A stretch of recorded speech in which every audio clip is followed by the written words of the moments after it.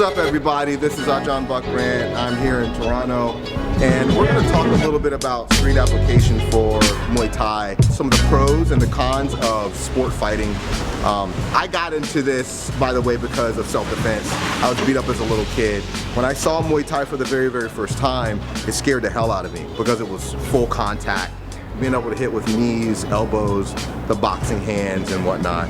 So I professionally and personally feel that Muay Thai is a very functional art as far as self-defense for empty hand combat. Some of the pitfalls are, of course, in any sport you have rules. You have rules and you have regulations that allow you to not do certain things. In Muay Thai in Thailand, for example, the fights start very slow and measured, and in self-defense it's usually going to be an ambush situation and things are going to happen relatively quickly.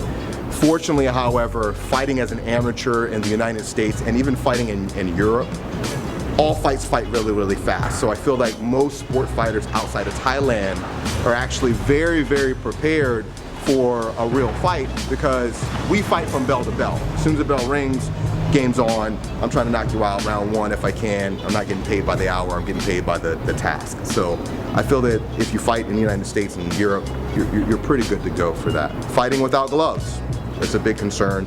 We talked about it in one of our other episodes, being able to cover with or without a glove. If Josh and I are here, for example, and he's throwing a big punch and I'm used to covering with a glove, but I don't have that glove on anymore because I don't wear boxing gloves when I'm walking through the streets of Toronto, there's a big hole here, right? However, training traditional Muay Thai, day one I was taught that the block is here, keeping the shoulder up and high, because once again, you have to understand that Muay Thai was originally a battlefield art. It wasn't for the ring. It got adapted to the ring because when there was no war, they wanted to continue to keep the culture and the tradition going of real combat. And so these things are built into the system. Incidental defense and standing in a relatively neutral stance. Now these are things that are actually very built into Muay Thai. So standing in like a sideways stance like a boxer, no one's ever going to be walking down the street sideways, but you are going to be walking with your shoulders and your hips facing in a general direction. At some point you're going to be standing with your feet side by side and having to defend yourself, some natural stance. The Muay Thai stance is very close to that. One foot stepping slightly forward or slightly back, and I'm already in position to be able to fight and defend myself. Incidental defense, hands being up high. You see a lot of Thais, for example, fight with their hands open, right? This very open stance, the baiting and drawing, and the whole idea that in Muay Thai, the concept is baiting the center line, right? So instead of protecting the center line like a lot of arts, like CLINCH, sometimes even boxing, we protect the outside line. We have shields here and here, so I can block on outside. So all the energy, all the opening is down the middle, and because I know it's down the middle, I can predict with utmost certainty where it's going to go. And if it's coming around the outside, I have my incidental defense to be able to deal with anything, particularly in self-defense situations. If you look at it statistically, most people aren't punching down the middle, they're coming right down around the outside. And a lot of arts, especially traditional arts, aren't trained to deal with the hook line, right? Traditional karate doesn't even teach a hook. So defending the hook is an almost theoretical thing in those arts, whereas in Muay Thai, it's a part of our culture, our training, our fighting culture to be able to defend the outside line and the straight line.